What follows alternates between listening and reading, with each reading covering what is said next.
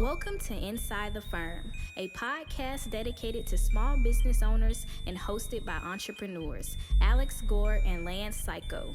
Each week, they take you on their journey of how to start, run, and grow a business by bringing you inside their architecture and real estate development firm. Get a behind-the-scenes tour of how these business leaders manage their clients and foster company culture while creating new and innovative projects. And now your hosts, Alex Gore and Lance Cayko. Welcome to another episode of Inside the Firm. This is Lance Level Cayko. I'm Al Round Gore.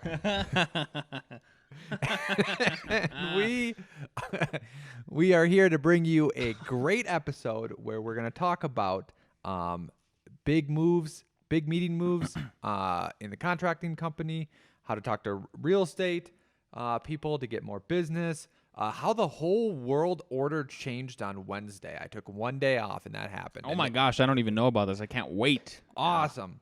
But before we get to that, let's get how to help yourself. Go to architectsguide2.com, architectsguide2.com, so you can extend your platform of raking in the cash, raking in the dough, raking in the responsibility, which then leads in a direct circle to getting more architecture clients. Architectsguide2.com shows you how to be an architect contractor. Go check it out. If you find yourself not finding the product data you're looking for, you might be using the wrong search engine. Broad searches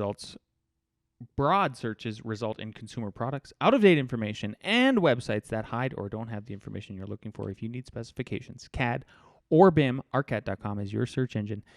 Find and download the up-to-date data you need faster. arcat.com is free and requires no registration. So try ARCAT today. That's ARCAT.com. Check those guys out. The other place I need you to check out, which is super helpful to keeping this podcast going, is PellaLuxury.com/the firm. If you go there, you're going to experience a collection of brands that brings your creative vision to life. The luxury division of Pella is a world-class collection of brands, including Duratherm, Riley, and Benelli, all pioneers of industry who provide window and door solutions to discerning architects, the building industry, and beyond. The luxury division of Pella doesn't push beyond the limits. They set them. Explore PellaLuxury.com/the firm today. Back to me, back to you. Who's it back to? Back to me. Back to you. Okay, cool. So on the heels of us talking about our sister company and architectsguide2.com, which would help you also start a sister company, which is our construction firm. I made some big moves this week, and Alex can't see my screen. Maybe I should have left it open. That's all right. I'll explain it here. If you're watching on YouTube, you can see what I'm talking about. So we were doing Monday morning meetings with the construction crew before starting work at F9 between 7 a.m. and 8 a.m. each Monday morning, and now we've switched it up, and I stopped doing that for a bit. We got a little slow, and after some feedback from the guys, I think we're moving back in that direction, and I think it is super critical. And this is, as we, when you start a company, the first 7 years is you're most vulnerable. Everybody's probably heard the statistic. Like, that's when the failures typically happen, and then most startups don't get out of that 7-year period. We are in technically let's see here. We're in year 4 of F14. 3 more to go, hopefully, and then we survive and we're good and we start to really, really thrive. So it is okay to have these experimentations. I just want to let everybody know that. Like, that's a big part of it, and that's where the creativity comes in. If you're a creative person, and then how you massage all the problems out. So on my screen here, if you're watching on YouTube, what I've got is on the left-hand side, I've got our Monday morning meeting. And what it is, and the two things I want to focus on are bottlenecks versus the critical path. And what I'm going to pull up next with that is, let me 1 second here, a different document where I restarted the Monday morning meetings last Wednesday, because it's got a weird week, but then officially we started this Monday. And the first thing I pulled up on the screen that I had the guys read was I had them read bottleneck in project management. What is a bottleneck in project management? A bottleneck is any point of congestion in a project that causes delays in the workflow. Bottlenecks in project management reduce the pace of the project due to limited capacity. Then there's the critical path method that people have heard before too, and that one's huge in the construction industry. In my opinion, the bottleneck is more ubiquitous as it applies to even just architecture or whatever other business you're working on or working in.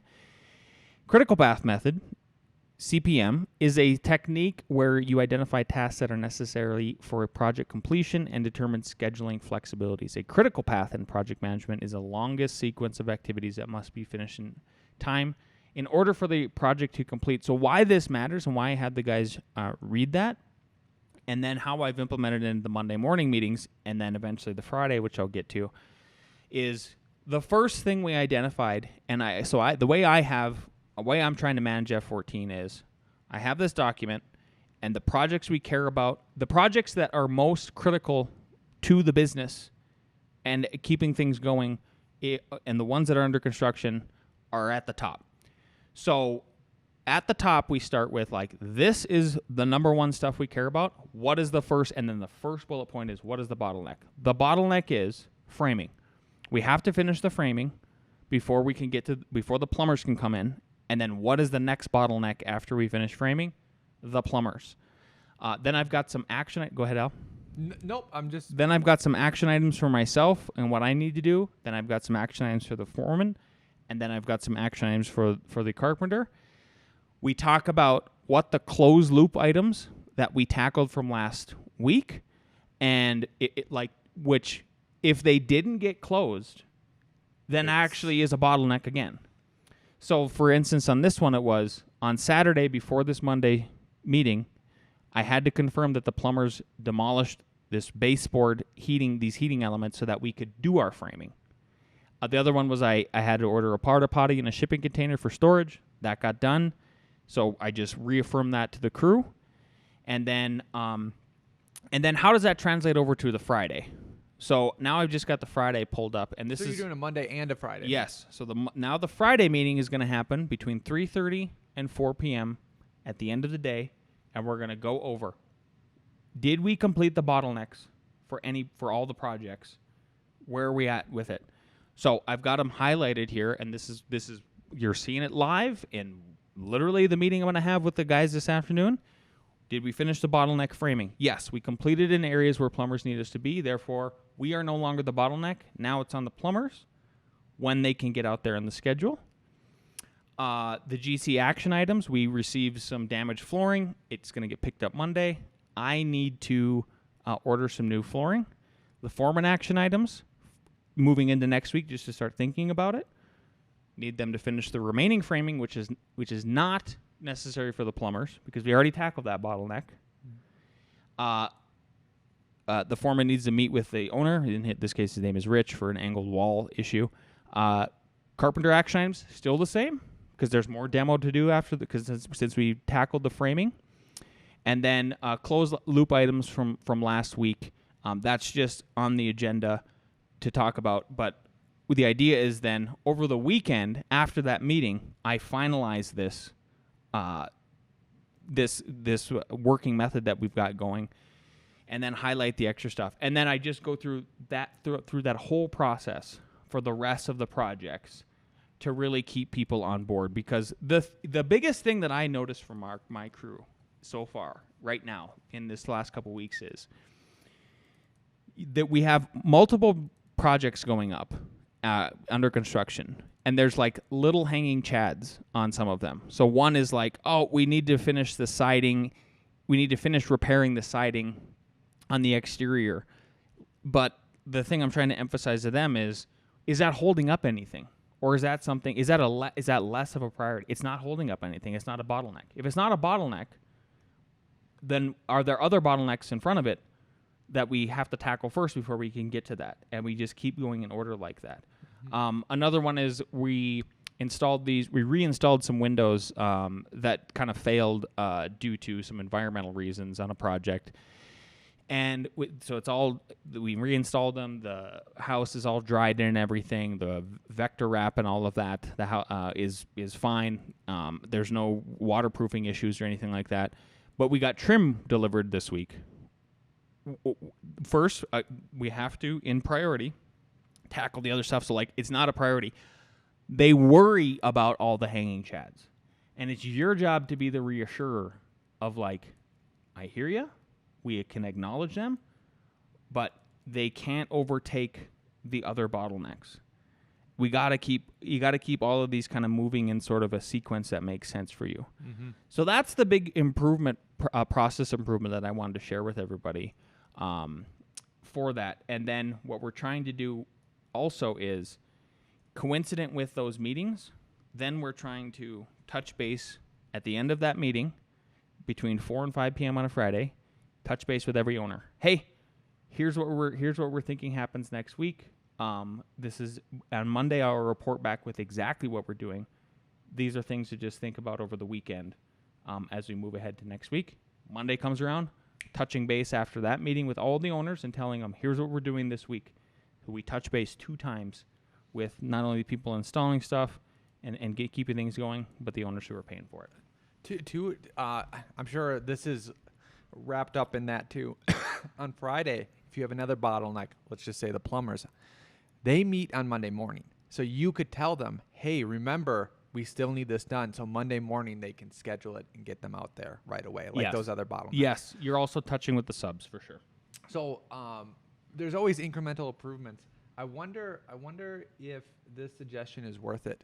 So Lance, there are a hierarchy of important things is what you're saying. Yeah. You could almost reflect that as you go throughout this in your Word document that people maybe saw on YouTube is like, okay, the big bottlenecks for this week are bolded. Yes. Instead of it having be all the same. And I think that's what confuses people too, and not like, oh, if you have 20 issues and you think those 20 issues are the same, then like your stress level goes off. Yes. Versus like, hey guys, a bunch of this is just tasks, what we're doing. Only the bold things are the ones that are potential bottlenecks or something like that. And the idea is it's sequential. We only care about the first project until we tackle the bottleneck, and we're no longer the bottleneck. Yep. Then there's the mutual responsibilities of me and the foreman to tackle the next bottleneck if it involves somebody else and make sure they're on schedule. Then we can move into the next bottleneck that is ours. Yep. And that's the order of priority of how we're doing it. Cool. So the other thing I wanted to share with everybody before Al tells us about how the world changed on Wednesday is I tackled something I've been wanting to do for a long time, and I know that architects specifically have a big problem with realtors. I like realtors.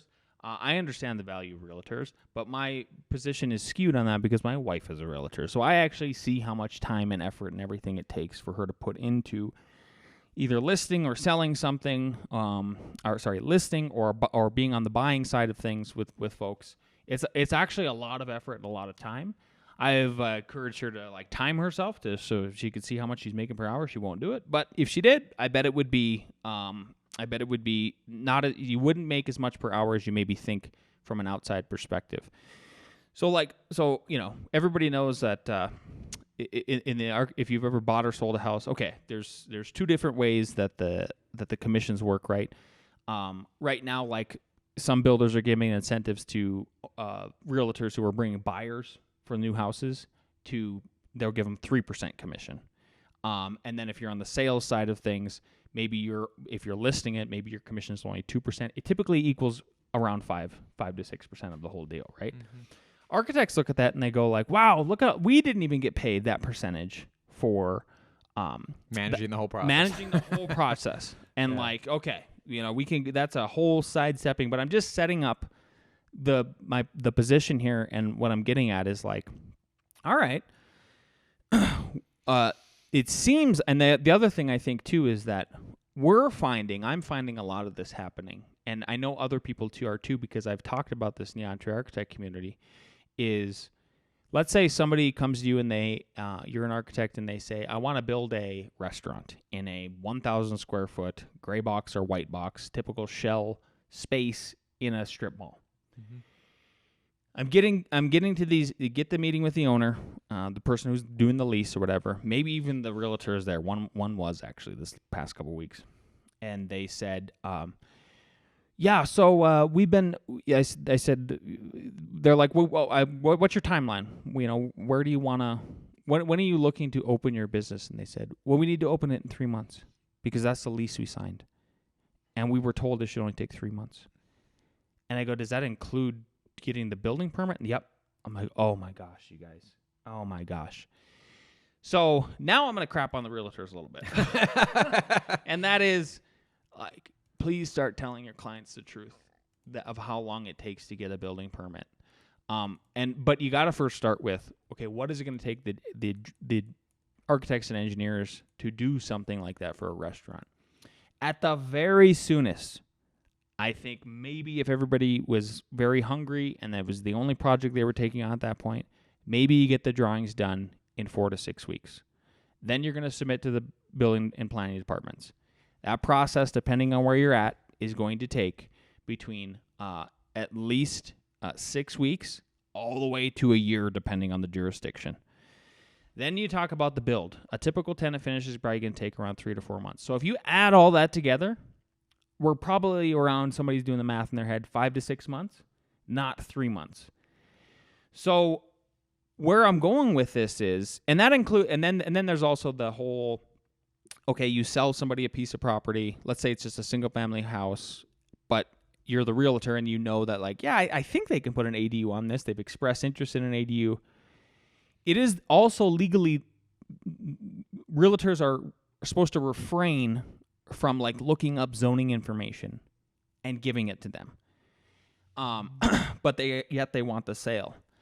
So architects, isn't it in your best interest to maybe actually put your guard down a little bit and put the jealousy aside about how much these realtors are making, and maybe, like, why aren't you networking with these folks to try to be that resource for them in that whole scope? And the last part of the scope I would add is, like, if you're a realtor who's selling land to people, same thing applies. Like, are you really going to look up the zoning information? Are you really going? Do you know the whole process of what it takes to get in and out? And by the way, I spoke with a land broker who I know very well, Shauna Morgan, and I asked her about this idea, and she goes, Lance, I am in the minority of people who sell land who actually know about the process it takes to get it developed. She goes, so I think you should be reaching out to these people and just getting your name out there in front of them, even if only a couple call you back. At least you're in the pocket at that point. And then if you do a good job, word will spread. So what I've always wanted to do, and this is like a whole decade ago, like in 2010 actually, so 13 years ago, Alex and I talked about this multiple times, like, how do you get in front of people? How do you, if you're an architect, if you're a builder, it doesn't even, like, any, or just in general, like, who you need to figure out the starting point of a project or a process. So what is the starting point of a project or process as it comes down to even building, architectural design, any of that stuff? It is the realtor is selling the land. The realtor is selling the house. The realtor is working with the owner to lease the property in the instance of that of the restaurant that I told you about, right?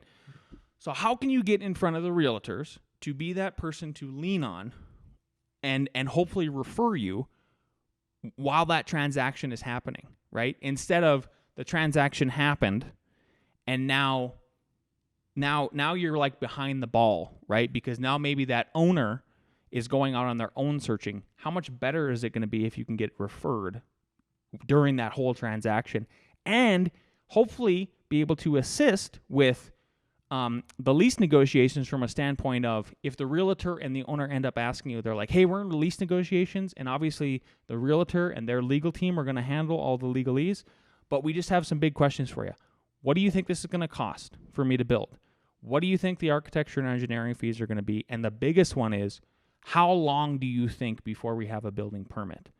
And what is that process going to be like? If you can inform that, then all of a sudden maybe you're influencing that lease, so there's a little bit more less pressure on everybody, and you guys can all perform and do it well together. So they're not sitting there paying for a lease month by month with no building permit in hand, that sort of thing. Okay, here's what I did finally after 13 years.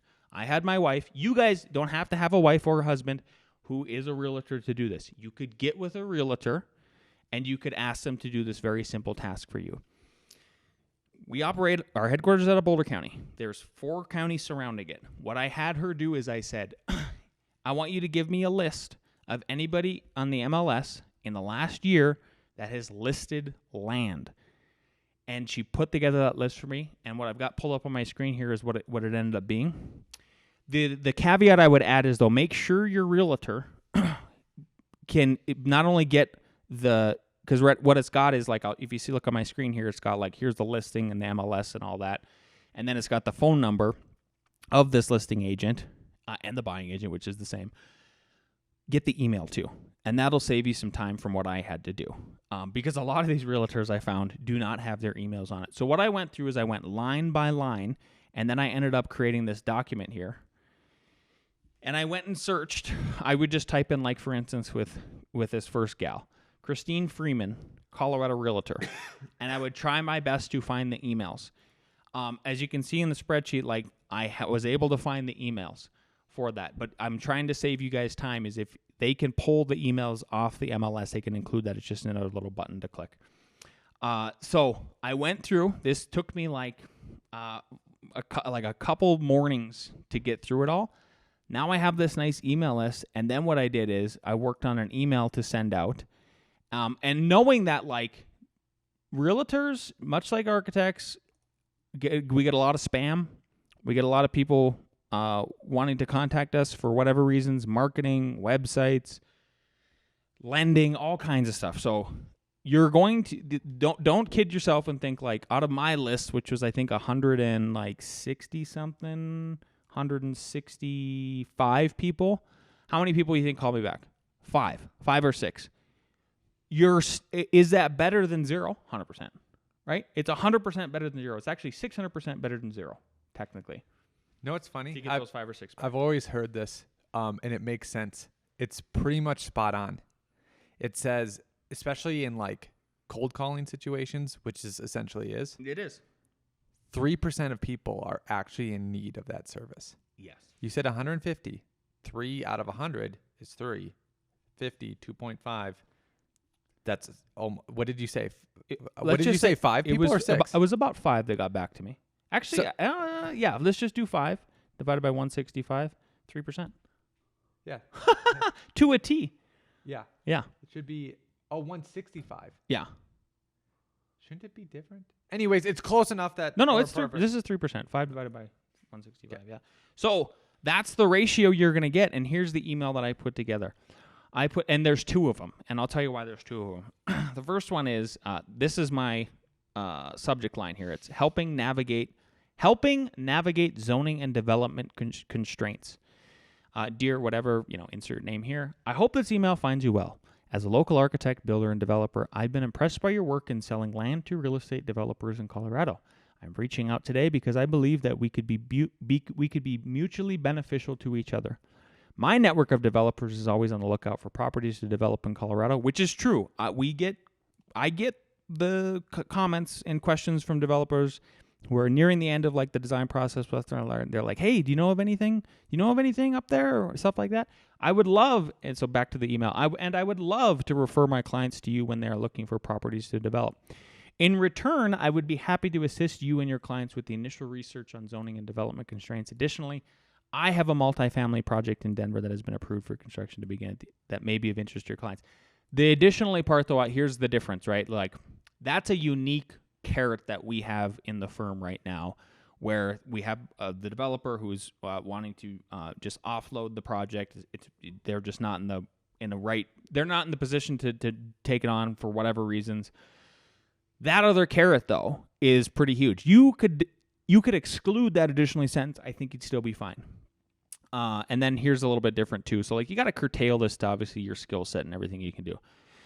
As a fellow developer, I understand the challenges of navigating the complexities of the property development. My team and I are experts in land and property development. You could still maybe be an expert in just quickly looking through the zoning code and understanding some basic constraints, understanding the basic process that it goes through, and then just knowing a general timeline of what it takes to get to permits, right? And we can swiftly and efficiently answer questions to your questions once a property is identified by one of your clients. I believe that by working together, we can provide our clients with the best possible service and outcomes. If this sounds interesting to you, I would love to schedule a call to discuss further how we can collaborate. Thank you for your time, and I look forward to hearing from you soon. I got 5 or 6 responses back. I had multiple phone calls with people, and the movers and shakers were the ones calling me back. And they were really grateful, actually, because they said, they go, it's eerily, the coincidence here is eerie because I was just needing something like this. 3%. The 3%. Yep. And then I have a condensed version because I'll tell you why I have a condensed version and I'll read it too. I'm a local architect and developer impressed by your work. I can refer my clients to you for land development and assist with zoning research. I also have a multifamily project in Denver for sale. Let's collaborate for mutual benefit. Schedule a call. The reason I did that and why I'm adding that in is because then if you go look back on my spreadsheet here, you can see, and maybe you'll avoid this pitfall. In some instances, like you can only find these folks on like realtor.com/real estate agents and then some crazy amount of numbers, and then you kind of contact them through that form, sort of like a contact form on a website, obviously. Sure.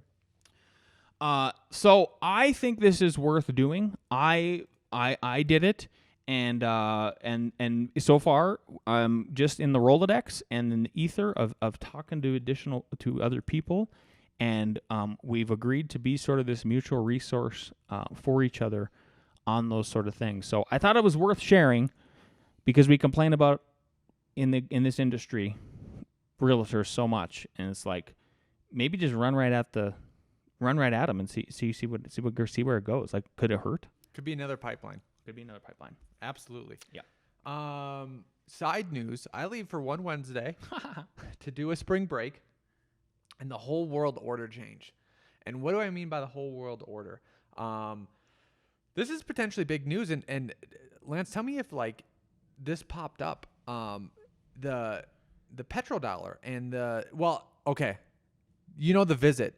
China visited Russia. They're friends. Yep. And do you know the biggest news that came out of that? No. Holy the cow. the yen. Sorry, the yen. Yep. Yes, I heard that news that they're making them in India too, right? Well, listen to this. So Okay. a little bit of history. Okay. So everyone knows Rockefeller. His big innovation was not getting like concessions out of railroads to ship, which he also did. Wasn't that he was brilliant and all that other stuff. Was that he consolidated oil. And the reason why he consolidated oil is because refineries would pop up, they would overproduce, and the fluctuation of oil prices would be so sporadic that an industry couldn't be built. So he would buy up refineries and then either tear them down or put them into a system and make a steady flow, right?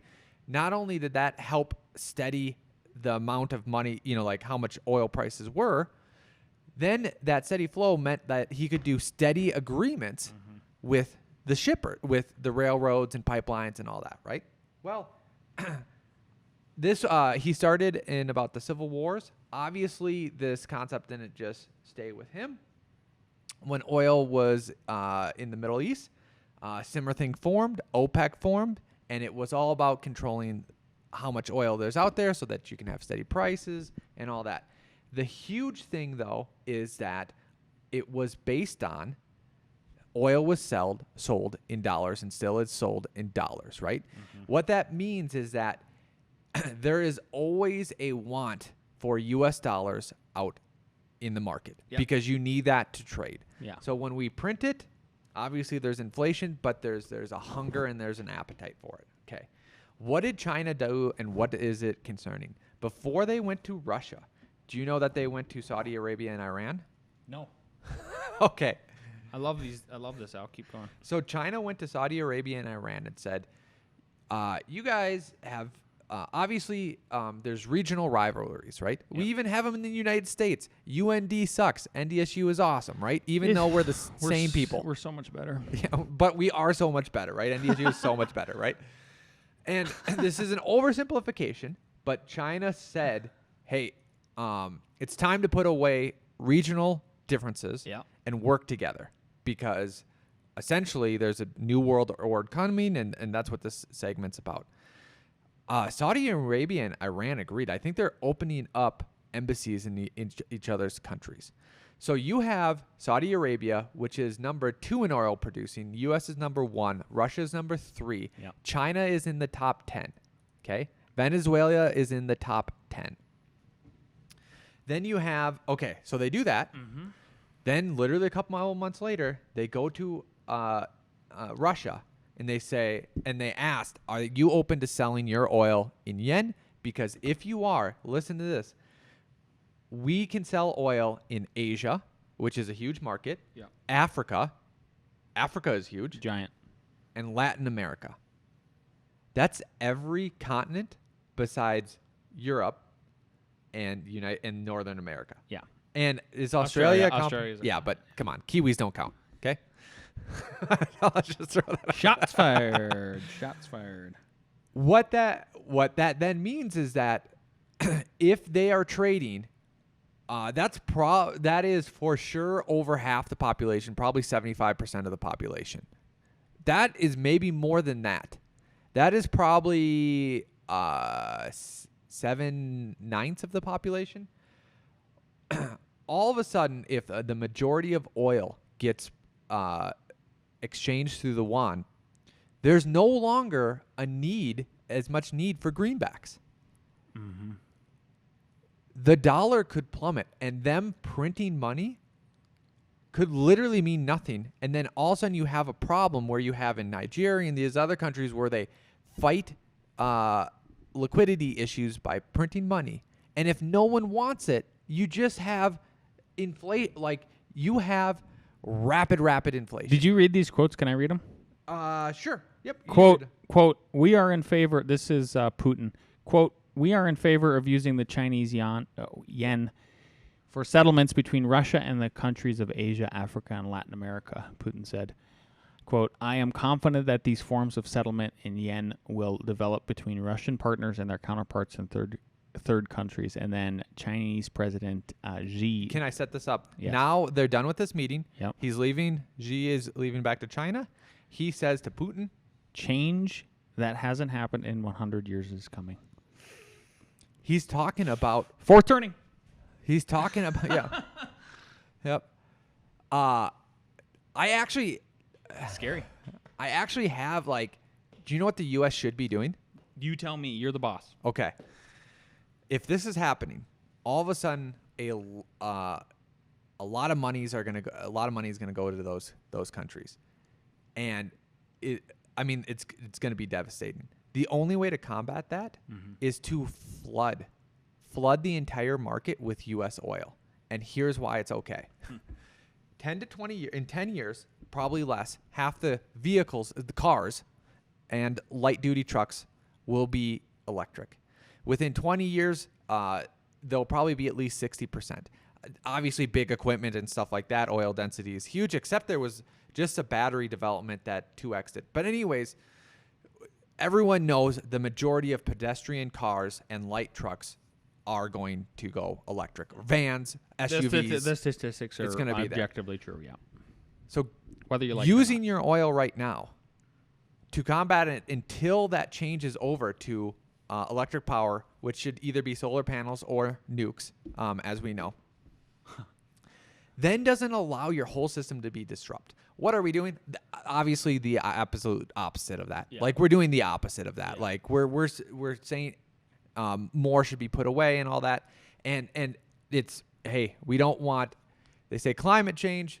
I agree with we don't want pollution. But, I don't think, if you've read anything history about hyperinflation, it is not good. Yeah. It is not good. And then all of a sudden you have a country that's already has problems with drug abuse and crime. There's parts of the United States that are third world countries already. 100%. Yeah. So on Wednesday, it's my day off. Yeah. And the whole world order changes in 100 years. He's talking about the Rockefeller consolidation and then the intro of the petrodollar and all that. That's what he's talking about. It's huge. And I only put that glimmer of hope as like, okay, maybe it won't matter in 10 to 20 years. It still matters now. Yeah. 10 to 20 years is a long time. Yeah. A long, long time. Diversify your business, architectsguide2.com. Consider building some of the projects you've designed. Make yourself more durable. Who knows? Yep. I will. Am I the only one freaking out about this? So I just started. I mean, the writing has been on the wall since forever about the whole thing. Yeah, it's okay to freak out. It's all good. Here's how I'll pivot into the read, which is from the show Lost, which I never watched. So I even had to ask people, what is this from, and why this is this week's read. Is because and how it relates to sort of maybe where we're headed with this is like the best things are born from extreme heat and pressure, right? The analogy I always make is diamonds. So, and that's why, and when I tell young people, I've been on a lot of podcasts lately, and I'm doing a bunch more of this over the next couple months. And the question I get from other entrepreneurs or people that say like, what's your best advice you could give to entrepreneurs who want to start a business right now? And I go, if we are actually headed into a deep recession / depression, best time to start a business. Why? Because you will be climbing up a mountain every day, pushing a rock. You will be put into a cauldron of fire every day. You will wake up broke. You will be hungrier than ever. There is nothing the externalities will push you harder than you could even push yourself. And the only way a diamond gets made is with extreme pressure and heat. What I was trying to figure out, though, this whole time, and I just did a podcast with Ryan and Enoch Sears on the Business of Architecture, will come out soon. And Ryan finally gave me the analogy. And then it popped up in my Telegram from Owen Benjamin. I couldn't believe this video popped up. I was like, wow, that's Providence. And my wife tried to argue with me about it, but I was like, there's no algorithm here. Like, this is literally just how it comes. Anyway, and what I was trying to figure out was, what is the opposite of that, right?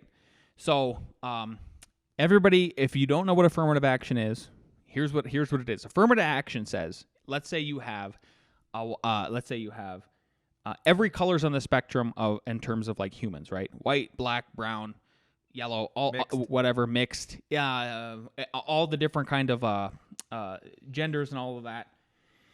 And right now, if you are a straight white male, you are going to get, no matter if you have more academic qualifications to get into said university, you are put down at the bottom of the list. Me versus you.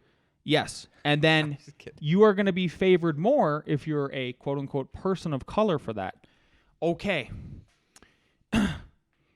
What I've been trying to figure out is like the analogy for this of like, okay, is this a positive thing that we're doing in society? Where we are elevating these marginalized folks who are potentially, in some cases, not all, less qualified than their straight white counterpart. Is that going to produce a better diamond? Because all you're doing is, let's just say, and I hate to be crude, but I'm trying to make this analogy, you're taking the lump of coal and just putting it up at the top without it having to go through the pressure, right?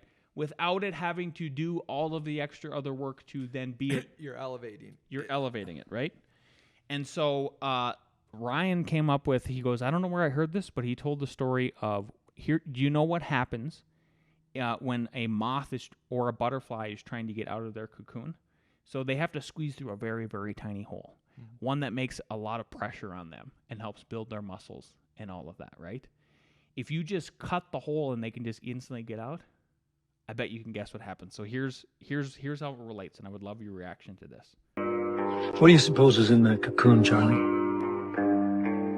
I don't know, a butterfly, I guess? No, it's much more beautiful than that. That's a moth cocoon. It's ironic, butterflies get all the attention, but moths, they spin silk. They're stronger, they're faster. That's wonderful, but... You see this little hole, this moth's just about to emerge. It's in there right now, struggling. It's digging its way through the thick hide of the cocoon. Now, I could help it. Take my knife, gently widen the opening, and the moth would be free. But it would be too weak to survive. Struggle is nature's way of strengthening it. Okay, and then he just go. This guy wants his drugs back. That's I didn't edit that out. Yeah, so it would die because it can't, so like if you made that whole, if you said, I'm gonna help this moth out, I'm gonna help this butterfly out, I'm just gonna open the cocoon for them. I'm not gonna have them struggle. They're not gonna struggle through the hole. Yep. They literally are not strong enough to survive because them struggling through that hole is how they I don't know if they have bugs that have muscles. Ryan even said this on the show.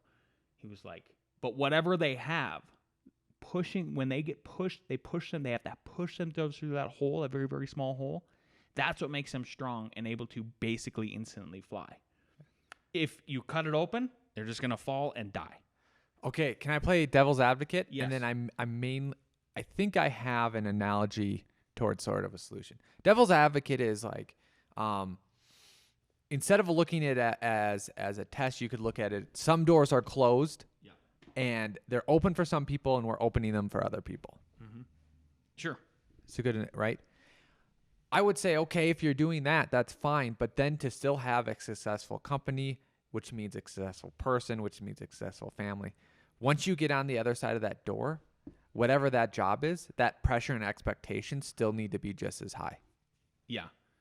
But right? But that's the question. Like, okay, so like let's say the first institution is the college, and it leapfrogged you. Fine, you're at least okay. You open the door. You open the door. We're all going. Yeah.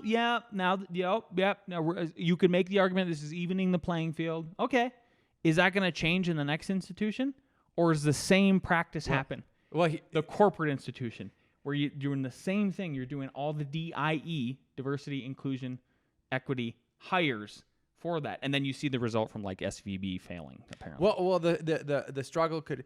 You could just play a statistics game essentially. College is the struggle session, right? There should be a better term for that. If you get it, that was very Maoist. Wow, it literally is. Yeah, I know. But if you get in, and then all of a sudden, you get A's, you do really well. Then when you go through that second door, like, oh, it makes sense. You got the opportunity. Now you're gonna go do well. But if you didn't do well, C's, D's, like, if you take, and then you go, no, they should still be let in because business is different than college, right? Well, if you take 100 C students and put them in a Fortune 500 company or any company, or you take 100 A students and put them in there, it's not all A students are going to do awesome. Not all C students are going to fail. What is the performance of that company on average over the next 5 years? Yeah. Like it's gonna be The other thing, so if you get that opportunity, you still gotta hold yourself to the same standard. Here's one other additional thing, Not higher, which relates directly to architecture. So they NCARB just got rid of the rolling clock, right? There's no more rolling clock. When there was a rolling clock, was that the little hole that made it so you had to struggle and you had to put pressure on yourself to learn the stuff, retain it, and get it done. Now that we don't, that's what I'm trying to make this leap here of like, okay, is the hole gone now? And now it's just an open door, like you said, and it just can happen at any time. Like there's no clock to it. Yep. And you can just do it. Are we actually going to have better architects as a result of that heading forward? Do you want to know the dirty truth? Yes. So everyone should know the president of NCARB is coming on in a couple weeks, and I'm going to have a good conversation with him. It's going to be awesome. But I was looking at other professions and what their pass rates were, and I believe it was lawyers. Lawyers on the first test. This relates directly to that. They pass at like, let's just say 80 to 95% or something like that, right? When you take it the second time, like another 5% more pass, right? So now you're up to like 95%. Mm-hmm. If you don't pass it on the second time, your chances of passing it on the third time or ever, 95% of them don't ever pass it. Wow. So what I'm getting at, relating to architects, if you don't pass it on the first, second, or third time, you actually might be a fine, great architect or drafter or designer or whatever. It's just not in your wheelhouse. Just like I'm not going to I am never going to pass an advanced statistics test. Architecture might be an advanced architecture test. I will never pass an advanced statistics test. So what I'm saying, Lance, is a dirty secret is that people want to have hope, like, oh, I can take it a fourth or fifth time. Like, I just can't do it in this time frame. I'll do it, after things settle down. You might not ever pass it. Amazing. Isn't that? Yeah. Interesting. I wonder what they'll say. Yeah, I'm really looking forward to that interview you have with them. Feel free to keep them Joe Rogan style, 3 hours if you need to. It's all good. No, it'll be great. I'm okay for it being an advanced barrier, being difficult. I have some changes. I don't think that the question should be if you know what each one of the answers is and how it's appropriate, and they just have like, oh, you should have picked this because this is how we think. I don't think that that's appropriate. Yeah. But just because it's difficult doesn't mean it's bad. Yeah. Yep. What do we got next? We got some difficulty coming up next? Yep. A.R.E. Jeopardy. Let's go right into it. Let's go.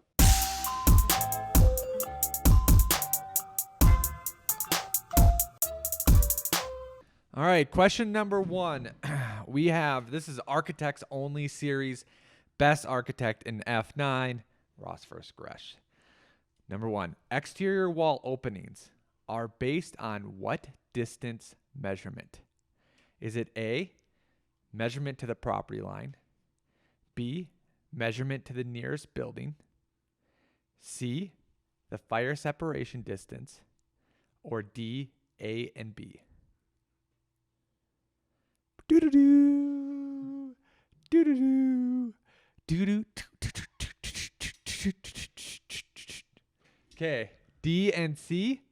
The correct answer is C, the fire separation distance. Question 2. Which of the following is not part of the definition of the fire separation distance? Okay. Is it A, the closest interior lot line? B, the center line of a street, an alley, or public way? C, to an imaginary line between two buildings on the lot? Or D, the distance from the closest building as measured perpendicular from the exterior wall?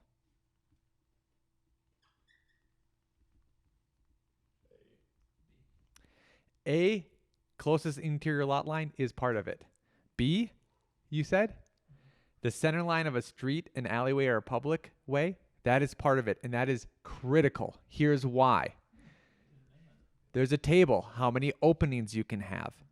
A lot of times people just think that this is a property line things. There are build to lines. There's build to the front property. There is nothing normally in front of you. It is a street.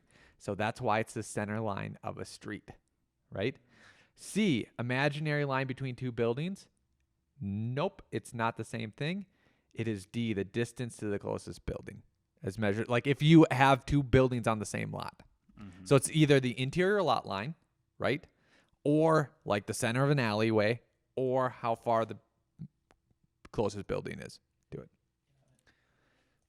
We all learned something. All right. Let's see. Oh, there's 2 number 2s? There shouldn't be. I see what happens with the numbers. It's all good. Number 3, which of the following building codes regulates accessibility requirements for people with disabilities in the United States? Is it A, NBC, B, IBC, C, ADA, D, NEC? This shouldn't even be a What are you talking about, Ross? Ooh, Chat GPT. Look at you. All right, the correct answer is C, ADA. Wow, Ross. Okay, what's the scores? Well, what is most correct? Gresh is winning? I meant that in no good way. I'm not. Huh? Didn't mean to have an inflection. All right, number 4. What is the difference between Type 1 and Type 2 construction in terms of fire resistance rating and structural materials used? Is it A, Type 1 has a higher fire resistance rating and uses non-combustible materials, while Type A has lower fire resistance rating and uses combustible materials? Is it B, Type 1 has lower fire resistance rating and uses non-combustible materials, while Type 2 has a higher fire resistance rating and uses combustible materials? Is it C, Type 1 and Type 2 have the same fire resistance rating, but Type 1 uses non-combustible materials while Type 2 uses combustible materials? Or is it D, Type 1 and Type 2 have the same fire resistance rating, but Type 1 uses combustible materials while Type 2 uses non-combustible materials? Are you ready? Okay. Yeah. What is your best guess? Correct answer is A. Okay. Where are we going to eat? Gretch wins. That was Half-Ace? Chat GPT. Thank you for those questions. That is it. This is, you see, they're getting better. Meaning harder. So that's GPT-4. Chat GPT 4. Exactly. Thank you for saying that. We're on Chat GPT 4 now. Okay. If you like this episode, if you're watching on YouTube, please make sure you like, subscribe, leave us a positive comment. If you're listening on iTunes, 5-star reviews always appreciated. We will see you next week.